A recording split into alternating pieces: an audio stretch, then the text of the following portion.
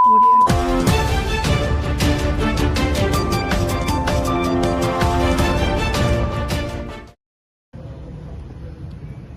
చెన్నూరు నియోజకవర్గం కేతపల్లిలో జరిగేటువంటి municipal chairman vice chairman ఎన్నికల ప్రక్రియ భాగంగా కేతపల్లి మున్సిపాలిటీకి సుమారుగా 10 గంటలకు గౌరవ మంత్రివర్యులు పార్లమెంట్ సభ్యులు అదేవిధంగా కాంగ్రెస్ పార్టీ నుండి ఎన్నికైనటువంటి కౌన్సిల్ సభ్యుల్ని తీసుకుని మున్సిపల్ కార్యాలయానికి మేము బయలుదేరి వెళ్తున్న సమయం లోపల కేతపల్లి ఫ్లైఓవర్ దగ్గర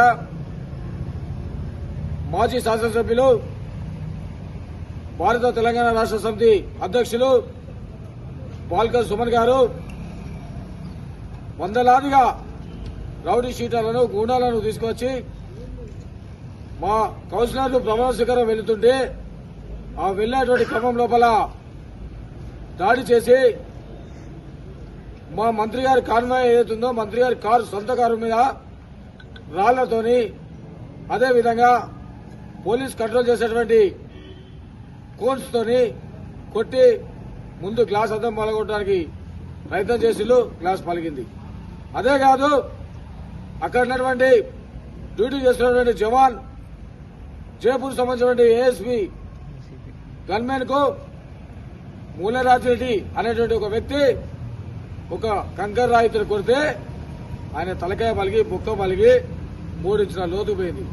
అదే కాదు అక్కడ మా యువజన కాంగ్రెస్ నాయకుడు జావీద్ మీద కూడా బాల్క సుమన్ గారు నేరుగా బండ విస్తుంటే ఆ బండ తలిగి కూడా 2 ఇంచుల లోపల పోయింది. 8 కుట్లు పడ్డాయి. పరిస్థితి ఆందోళనకరంగా ఉంది. ఇవాళ దారి దోపిడీలాగా దారి దొంగలాగా మా ఎమ్మెల్యే గారు మా మంత్రి గారు ఎక్స్ అఫీషియల్ మెంబర్ ఓటు ఉంది. నూతనంగా ఎన్నికైనటువంటి కౌన్సిలర్లను స్వాగతం పలకాలి. ఆ స్వాగతం పలికేటువంటి కార్యక్రమం లోపల అందరికీ నేను పరిచయం కావాలనే ఉద్దేశంతో ఓటు వేయడానికి మున్సిపల్ ఆఫీస్ పోతుంటే ఈ విధంగా ఇలా గుండెదం చేసి భయభ్రాంతులకు గురి చేసి కేతపల్లి మున్సిపాలిటీలో ఒక అగత్యం చేసి ఏదో మన సినిమాల్లో రాయలసీమ ఇట్లా ఉంటుంది అట్లా ఉంటుంది అనేది అని ఇలా కళ్ళ కట్టినట్టు చేయించారు బాల్క సుమన్. ఇలా ప్రజలు గమనిస్తూ ఉన్నారు. బాల్క సుమన్ గారు 2020 ఎన్నికల లోపల కౌన్సిలర్ ఎన్నికలు జరిగినప్పుడు ఏ ఒక్కరిని కూడా కౌన్సిలర్ సభ్యుడిగా పోటీ చేయకుండా నీ గుండాయుధం నీ రౌడీతాన్ని ప్రదర్శించి ఆ రోజు నామినేషన్లు కూడా వేయకుండా చేసినాం. అయినా ఈ రోజు స్వేచ్ఛ వాతావరణం లోపల ఇలా స్వచ్ఛందంగా ప్రతి పౌరుడు ప్రజాస్వామ్యబద్దంగా ఎన్నికల పోటీ చేసేటువంటి అర్హత ఉంది. ఎవరైనా పోటీ చేయాలని చెప్పేసి ఎక్కడ కూడా మా మంత్రి గారు కానివ్వండి మా పార్టీ నాయకులు కానివ్వండి మేము కానీ ఎక్కడ ఎవరు ఇబ్బంది పెట్టలేదు. ఈ స్వేచ్ఛ వాతావరణంలో ఎన్నికలు జరిగినాయి. ఈ ఎన్నికలు జరిగిన తర్వాత కూడా గెలుపు ఓటములను మేము అంగీకరిస్తూనే సామరస్యంగా జరగాలి ఎన్నికలని చెప్పేసి మేము ముందుకు పోతుంటే దోపిడీ దొంగ లెక్క నువ్వు రౌడీజం చేయడం జరిగింది. ఇదే కాదు నీకు ఒకటే చెప్పదలుచుకున్నాం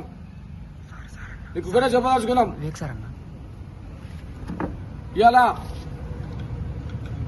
కౌన్సిల్ సమావేశం జరుగుతుంటే ఆ కౌన్సిల్ సమావేశం లోపల ప్రమాణ స్వీకారం చేసి కౌన్సిల్ ఎన్నికల పోతూ ఉంటే ఎన్నికల సమయం లోపల మా కౌన్సిలర్లపై దాడి చేయడం జరిగింది. దాడి చేయడం కాదు మా కౌన్సిలర్ల మీద నిందలు అపనిందలు మీరు వేస్తున్నారు. ఇవాళ మా కౌన్సిలర్స్ 5 కౌన్సిలర్స్ ఉన్నారు మహిళా కౌన్సిలర్లు. ఆ 5 కౌన్సిలర్లు అక్కడనే ఉన్నారు. మా ఎవరైతే మెన్ కౌన్సిలర్స్ ఉన్నారో నిన్నటి దాకా శివరాత్రి సందర్భంగా శివునికి మొక్కుకొని వాళ్ళు శివభక్తితోని ఫాస్టింగ్ లో ఉండి ఈరోజు మార్నింగ్ వాళ్ళ నామినేషన్ ఏదైతే ప్రమాణ కార్యక్రమం వచ్చిందో వచ్చేసి అందరినీ సరదాగా గెలిచి వచ్చినాం అందరినీ కలిసి ఉండాలని చెప్పేసి దండం పెట్టి అందరినీ రిక్వెస్ట్ చేసి మాట్లాడుతుంటే మాపై నిందలేసి అనవసరంగా నువ్వు మాట్లాడుతున్నావు. అదే కాదు నువ్వు మహిళల కోసం మాట్లాడుతున్నావు. మా మంత్రి గారిని విమర్శిస్తున్నావు. మా మంత్రి గారు చాలా సౌమ్యులు. వారి కుటుంబం త్యాగాల కుటుంబం. తెలంగాణ ఉద్యమం కోసం త్యాగం చేసిన కుటుంబం. వారు ఎల్లప్పుడూ కూడా ప్రజా సంక్షేమానికే ఉంటాం. అదే కాదు మా మంత్రి గారు ఏదైతే ఉందో మా మంత్రి గారి మీద నువ్వు ఇట్లా మాట్లాడితే చాలా సిగ్గుచేటు నీకు. దానికి సరైన బుద్ధి సరైన సందర్భంలో చెప్తాం. మీరు గతంలో ఏదైతే గతంలో మీరు హుజరాబాద్ ఎన్నికల లోపల ఇన్ఛార్జ్ ఉన్నప్పుడు ఓ కుటుంబాన్ని ఈసీలో పత్రికల ద్వారా మీరు చూడొచ్చు ఏం జరిగింది. ఆ కుటుంబంలో అగాత్యం పెట్టినావు. ఆ కుటుంబం వీధి పాలైంది. ఎటుపోయింది అనేది ఇదే నిదర్శనం. ఇదే కాదు, మీకు సూటిగా చెప్తున్నాం, ఈ గడ్డ మీద పుట్టినాం, ఈ గడ్డ మీద బతికినాం, ఈ గడ్డ మీద పోతాం. మా ప్రాంతంలో నువ్వు ఎక్కడుండో ఇక్కడికి వచ్చి మా ప్రాంతంలో గుండాయితం రౌడీజం చెలాయించడానికి ప్రయత్నం చేస్తున్నావు. బిడ్డ జాగ్రత్త. ఒకటే నీకు చెప్తున్నాం, మా నాయకుల మీద కార్యకర్తల మీద ఈ రోజు పొద్దున దారి దోపిడి దొంగ లెక్క గుండాయితం రౌడీజం చేసినావు. నువ్వు ఇంకొకసారి అలాంటి చర్యలు పూనుకుంటే మా కేతనపల్లి పైన ఊరుకోరు, నీ సంగతి చూపెడతాం. దానికి ఇదే నిదర్శనం నువ్వేం చేసామన్నది మా మహిళా సోదరు